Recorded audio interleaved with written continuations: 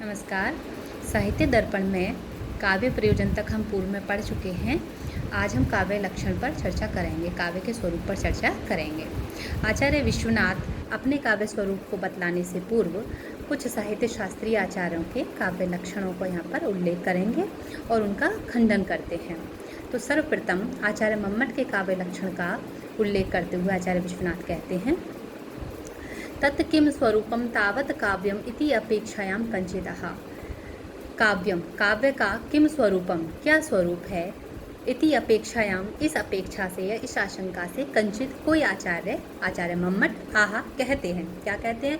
तद अदोषौ शब्दार्थौ सगुणावनलंकृति पुनः क्वापि। अदोषौ, दोष से रहित, सगुणौ, गुणों से युक्त, अनलंकृति, अलंकार से रहित, पुनः क्वापि, और पुनः क्वापि कहीं कहीं अलंकार से युक्त भी, अर्थात अस्फुट अलंकार वाले भी शब्दार्थौ, शब्द और अर्थ काव्य कहलाते हैं।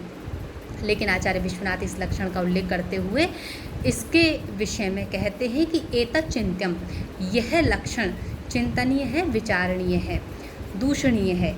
वो कहते हैं कि, और उस दोष का एक उदाहरण भी प्रस्तुत यहाँ पर वो कर रहे हैं। वो कहते हैं तथाई, क्योंकि यदि दोष रहितस्यैव काव्यत्व अंगीकारस्तदा, यदि दोष रहितस्यैव, केवल दोष रहित को ही काव्यत्व अंगीकारः, काव्य मान लेंगे, काव्य स्वीकार कर लेंगे, तदा तो न्यक्कारो हि अयम एव में यद अर्यस तत्रापि असौ तापसः सोऽपि अत्रैव निहन्ति राक्षसकुलं जीवत्यहो रावणः धिक् धिक् शक्रजितं प्रबोधितवता किं कुंभकर्णेन वा स्वर्गग्रामटिका विलुण्ठन व्रतो क्षुण्हि किम एभिर्भुजै इति।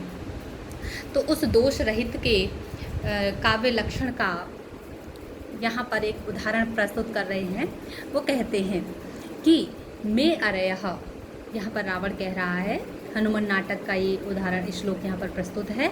उसमें राम राक्षस कुल का विनाश करे जा रहे हैं, तो रावण अपनी निंदा करता हुआ, भर्त्सना करता हुआ कह रहा है कि मैं अरयः, मेरे जैसे तीनों लोगों का जो स्वामी रावण है उसका भी कोई अरयः शत्रु है। अयम एव, यही सबसे बड़ी न्यक्कारो, तिरस्कार की बात है। तत्रापि, उसमें भी असौ तापसः, उसमें भी वह एक तपस्वी है, ये और भी अधिक तिरस्कार की बात है। स्वपि, उसमें भी अत्रैव निहंती राक्षस कुलम, वो यही मेरे घर में, मेरी लंका नगरी में आकर के संपूर्ण राक्षस कुल का विनाश कर रहा है, यह और भी अधिक तिरस्कार की बात है। और अहो, आश्चर्य है, जीवति रावणः, रावण अभी भी जीवित है। धिक धिक शक्रजितम, इंद्र को जीतने वाले मेघनाथ को भी धिक्कार है। प्रबोधितवता किम कुंभकर्णेन वा, और प्रबोधितवता जगाए गए कुंभकर्ण से भी क्या प्रयोजन है। स्वर्ग ग्रामटिका, स्वर्ग जैसी छोटी सी नगरी को विलुण्ठन, लूटने वाली, जीतने वाली, वृथा उच्छू नहीं, व्यर्थ ही गर्व करने वाली, एभिर्भुजई, इन बलशाली भुजाओं से भी किम, क्या लाभ है। अर्थात एक वो तपस्वी को नहीं जीत पा रहे हैं और एक तपस्वी मेरा शत्रु है, और यह बात जो है अत्यधिक तिरस्कार वाली है। तो इस श्लोक का उल्लेख आचार्य विश्वनाथ यहाँ पर करते हैं। वो कहते हैं कि यदि दोष रहित कोई काव्य माना जाएगा तो यह जो श्लोक है वो दोष से युक्त है। दो जगह पर, दो स्थानों पर यहाँ पर, एक तो न्यक्कारो ही अयमेव और दूसरा स्वर्ग ग्रामटिका विलुण्ठन व्रतो क्षुण्हि, इन दो स्थानों पर विधेया विमर्श दोष है। जहाँ विधेय की अप्राधान्य कथन होने के कारण कथन कर दिया जाता है, वहाँ पर विधेया विमर्श दोष होता है। न्यक्कारो अयमेव में, यहाँ पर अयम उद्देश्य है, न्यक्कारः विधेय है। उद्देश्य को पूर्व में आना चाहिए था, विधेय को बाद में आना चाहिए था। इस प्रकार से यहाँ पूर्व में कथन करने के कारण विधेय का यह विधेया विमर्श दोष से दूषित है। दूसरा, स्वर्ग ग्रामटिका विलुण्ठन व्रतो क्षुण्हि में वृथा जो पद है वो विधेय है और समास में आने के कारण वो गौण हो गया है, इसलिए इस स्थान पर भी विधेया विमर्श दोष है। इन दो दोषों से युक्त होने के कारण इस श्लोक को उत्तम काव्य ही नहीं होना चाहिए। उत्तम काव्य की तो बाद की बात है, काव्य ही नहीं होना चाहिए था आचार्य मम्मट के लक्षणानुसार, ऐसा आचार्य विश्वनाथ कहते हैं। तो वो कहते हैं लेकिन कि यह जो श्लोक है वो जो है ध्वनिकार, आनंदवर्धन, ने अपने ध्वन्यालोक में उत्तम काव्य में इसको स्वीकार किया है। वो कहते हैं अस्य श्लोकस्य विद्या विमर्श दोष दुष्टतया काव्यत्वं न स्यात्, कि अस्य श्लोकस्य इस श्लोक के विद्या विमर्श दोष से दूषित होने के कारण काव्यत्वं न स्यात्, काव्य नहीं होना चाहिए इसको, प्रत्युत लेकिन ध्वनित्वेन उत्तम काव्यता अस्य अंगीकृता तस्माद् अव्याप्ति लक्षण दोषः।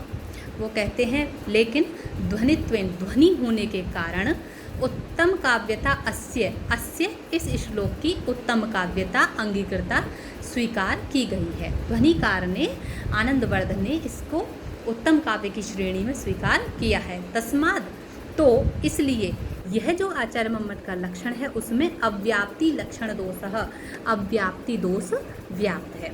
अव्याप्ति दोष वहाँ होता है जहाँ पर लक्षण जो है वो अपने उदाहरण में अपने लक्षण में भी घटित नहीं होता है, वहाँ पर अव्याप्ति दोष होता है। तो यह एक उत्तम काव्य का उदाहरण है और उस उदाहरण में भी यह लक्षण व्याप्त नहीं हो रहा है, यह घटित नहीं हो रहा है, इसलिए यह लक्षण दोष से युक्त है।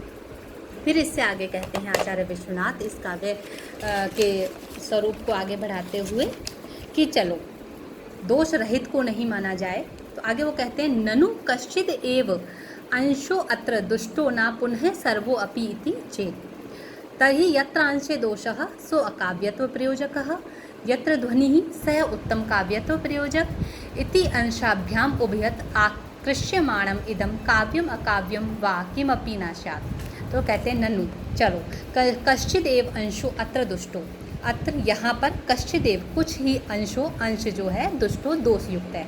यहाँ कुछ ही अंश पूरे श्लोक में कुछ ही अंश में दोष है। पुनः सर्वो अपि न पुनः अर्थात फिर से इसमें श्लोक को देखा जाए तो सर्वो अपि संपूर्ण श्लोक में दोष नहीं है। तर्हि तो यत्र अंशे दोषः जिस अंश में दोष है सो अकाव्यत्व प्रयोजकः तो उसे अकाव्य मान लिया जाए, अकाव्य का प्रयोजक मान लिया जाए। यत्र ध्वनि और जहाँ ध्वनि है सह उत्तम काव्यत्व प्रयोजक और उसे उत्तम काव्य की श्रेणी में रख लिया जाए। तो इस प्रकार से अंश इति अंशाभ्याम उभयता दो अंशों में दो भागों में आकृष्यमाणम खींचा जाता हुआ दोनों ओर से खींचा जाता हुआ इस प्रकार से इदम काव्यम अकाव्यम व किमपि न स्यात्। तो कोई भी काव्य या कोई भी श्लोक काव्य और अकाव्य किमपि न स्यात् कुछ भी नहीं रहेगा, ना वो काव्य की श्रेणी में ही रहेगा ना अकाव्य की श्रेणी में।